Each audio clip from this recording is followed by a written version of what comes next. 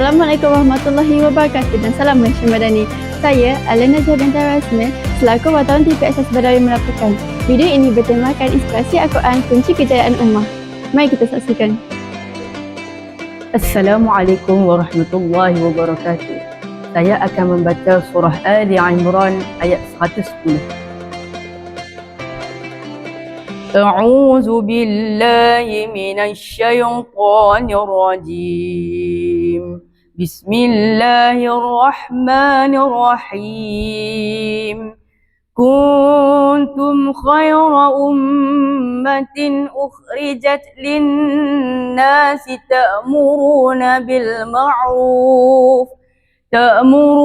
بالمعروف وتنهون عن المنكر وتؤمنون بالله ولو آمن أهل الكتاب لكان خيرا لهم منهم المؤمنون وأكثرهم الفاسقون.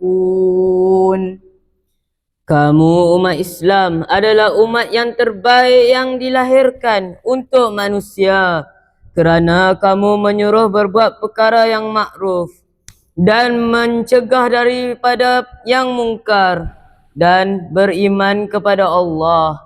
Sekiranya ahli kitab beriman, tentulah itu lebih baik bagi mereka.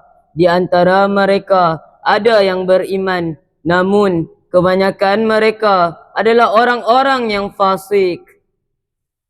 Shadaqallahul azim.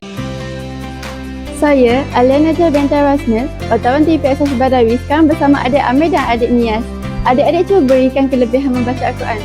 Untuk maklumat semua, di bulan Ramadan ini Allah telah bergandakan pahala bagi orang yang membaca Al-Quran. Jadi, jom kawan-kawan kita baca Al-Quran. Sekian itu sahaja untuk video kali ini. Saya Alena Jabenta Rasmil selaku wartawan TV Asas Badawi melaporkan. Assalamualaikum dan salam Malaysia Madani.